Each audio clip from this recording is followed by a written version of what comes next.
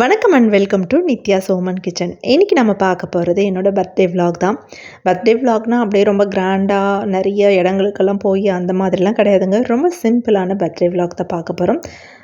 மார்னிங்கே எழுந்து நல்லா குளிச்சுட்டு புது ட்ரெஸ் போட்டுட்டு கோலம்லாம் போட்டு முடித்ததுக்கப்புறமா சரி தோட்டத்தில் போய் பார்த்தா ரோஸ்லாம் பூத்திருந்தது. கீழே வச்சுருந்த தோட்டத்தில் இந்த காஷ்மீர் ரோஸ் 3 ரோஸ் ரொம்ப அழகாக இருந்தது.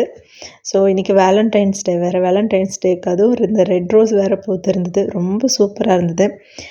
இன்றைக்கி நான் போட்டுட்டு இருந்த ட்ரெஸ் இது தான். இப்போ ட்ரெண்டிங்காக போயிட்டுருக்கிற கலரே இந்த மாதிரி டார்க் வயலட் கலர் கொஞ்சம் ட்ரெண்டிங்காக போகுது. இந்த ட்ரெஸ் தான் நான் இன்றைக்கி போட்டிருந்தேன். மார்னிங்கே எழுந்து குளிச்சுட்டு 6 மணிக்கெல்லாமே புது ட்ரெஸ் போட்டாச்சு. இந்த ட்ரெஸ் எனக்கு என்னோடய நாத்தனார் தான் கிஃப்ட் பண்ணியிருந்தாங்க பர்த்டேக்காகவே. ஏற்கனவே முன்னாடியே பொங்கல் டைம்லேயே எனக்கு வாங்கி கொடுத்துட்டாங்க பர்த்டே வருது அப்படின்றதுக்காகவே. ஸோ ரொம்ப சூப்பராக இருந்தது. நான் ரொம்ப நாளாக இந்த கலர் போடணும் அப்படின்னு நினச்சிட்டு இருந்த ஒரு காம்பினேஷன். ஸோ அது போட்டாச்சு. இப்போ சரி சாமி கும்பிட்றோம், ஏதாவது ஒரு ஸ்வீட் செஞ்சு கும்பிடலான்னு நினச்சேன். ஸோ வீட்டில் ஆல்ரெடி இந்த பாயசம் ரெடிமிக்ஸ் பவுடர் இருந்ததுனால சரி இதையே செஞ்சுடலாம் அப்படின்னு சொல்லிட்டு அதை தான் நான் செய்ய போகிறேன்.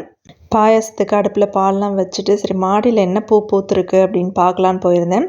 2 இந்த பெரிய செம்பருத்தி ஹைப்ரிட் செம்பருத்தி பூத்திருந்தது. அதுக்கப்புறம் பார்த்திங்கன்னா இந்த ஒரு நாட்டு செம்பருத்தி இது பூத்திருந்தது. மொத்தம் மேலே மாடியில் 3 பூ பூத்திருந்தது. அது மட்டும் இல்லாமல் இந்த சாமந்தி பூக்கள்லாம் பூத்திருந்தது. நான் அந்த செம்பருத்தி மட்டும் பறிச்சுக்கிட்டேன். சாமந்திலாம் அப்படியே வச்சுருக்கேன். இங்கே பார்த்தீங்கன்னா இந்த மாதுளஞ்செடியில் பூ பூத்திருக்கு. ஏற்கனவே இதில் பழம்லாம் விட்டது. இப்போ மறுபடியும் பூத்திருக்கு. ஸோ நம்மளோட வீடியோவில் டிப்ஸ் இல்லாமல் இருந்தால் எப்படிங்க? சரி உங்களுக்காக ஒரு டிப்ஸும் சொல்லிடுறேன் வாங்க.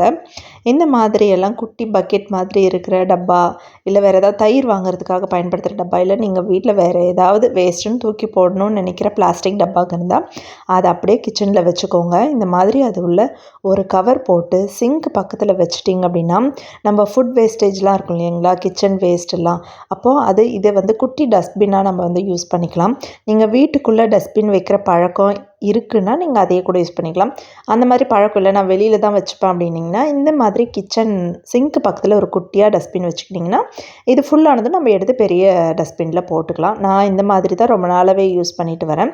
எனக்கு வீட்டுக்குள்ளே டஸ்ட்பின் வைக்கிறது பிடிக்காது. ஏன்னா ஒரு முறை அந்த மாதிரி வச்சு அந்த குட்டி குட்டி ஈயெல்லாம் நிறைய சுற்ற ஆரம்பித்ததுனால இந்த வெயில் காலத்தில் இந்த மாம்பழ சீசன்லலாம் வரும் பாருங்கள் குட்டி குட்டி ஈ, அது நிறைய வந்துருச்சு. அதனால் நான் வீட்டுக்குள்ளே டஸ்ட்பின் வைக்கிறதுல வெளியவே வச்சுப்பேன். கிச்சனுக்கு வெளியே கொஞ்சம் இடம் இருக்கிறதுனால அங்கே வச்சுப்பேன். இந்த சிங்க் பக்கத்தில் இந்த குட்டி டஸ்ட்பின் வச்சுப்பேன். அவ்வளோதாங்க.